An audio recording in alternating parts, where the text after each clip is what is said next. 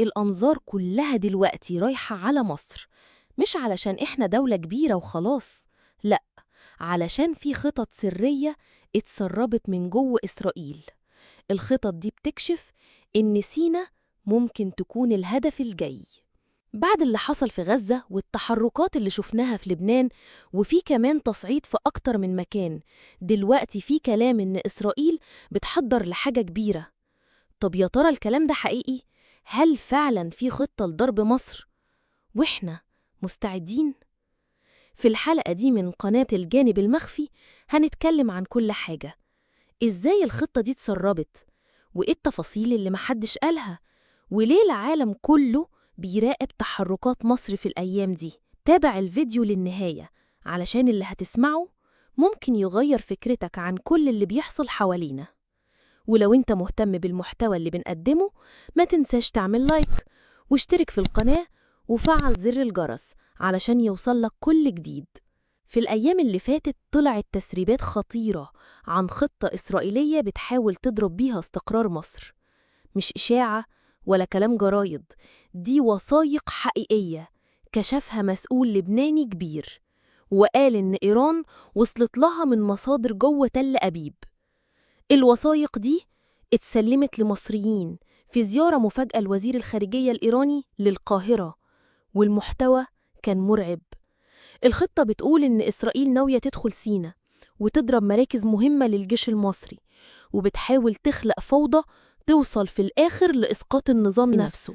بس المرة دي الهدف هو مصر. الوثائق كمان كان فيها توقيتات ومعلومات عن تحركات الجيش ونقاشات عن تهجير ناس من غزة لسينا كجزء من خطة لتغيير شكل المنطقة بالكامل. بس هل الخطة دي جديدة؟ الحقيقة لأ.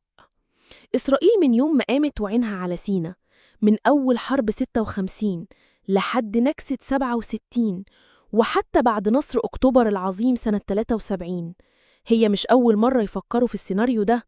لكن اللي حصل المرة دي إن في مستندات بتأكد إن التفكير رجع تاني وبقوة.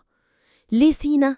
علشان موقعها خطير وسيطرتها معناها فتح باب على أفريقيا وآسيا، وكمان مواردها الطبيعية وثروتها اللي تحت الأرض بتخليها مطمع من زمان.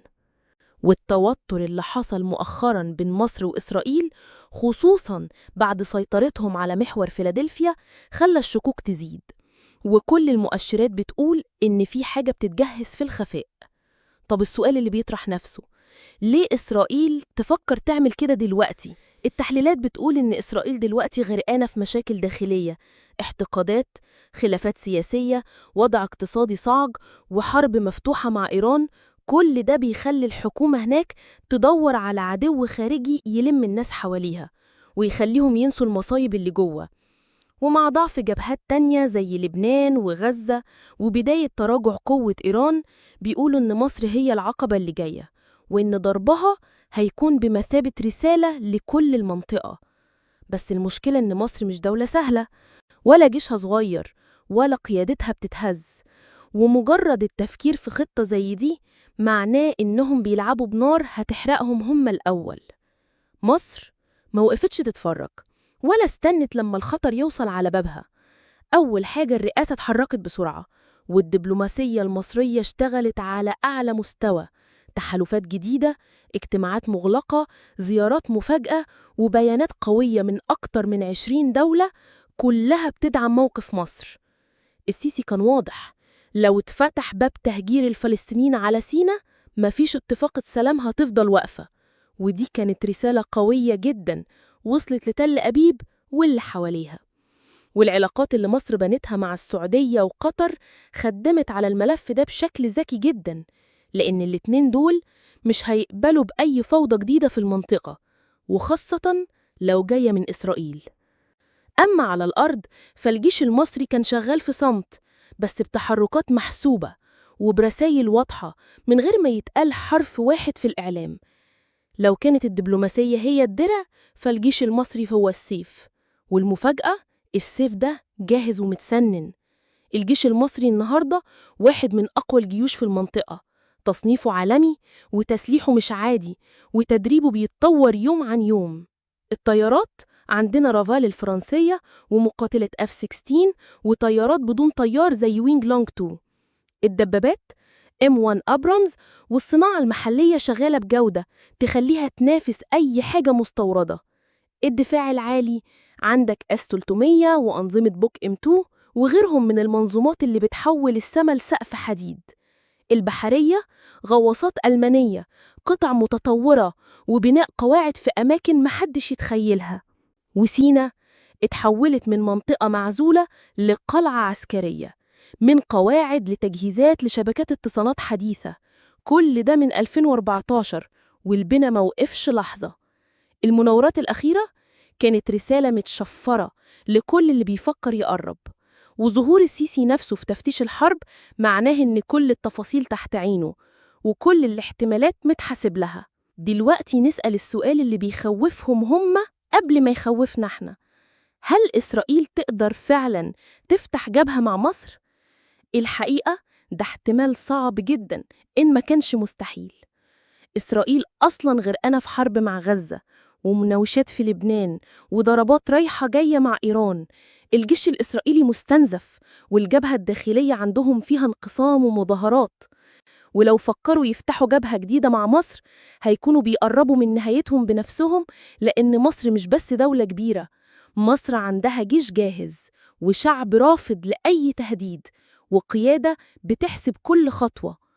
ده غير إن أي خطوة ضد مصر ممكن تقلب الطاولة عليهم دولياً وتخسرهم حلفاء كبار زي روسيا والصين. وساعتها مش بس هيخسروا الحرب، ده ممكن يخسروا وجودهم السياسي كله. الواقع بيقول إن مصر محمية مش بس بالسلاح، لكن بالعقول وبالاستعداد وبتاريخ طويل من أول أكتوبر 73 لحد النهاردة.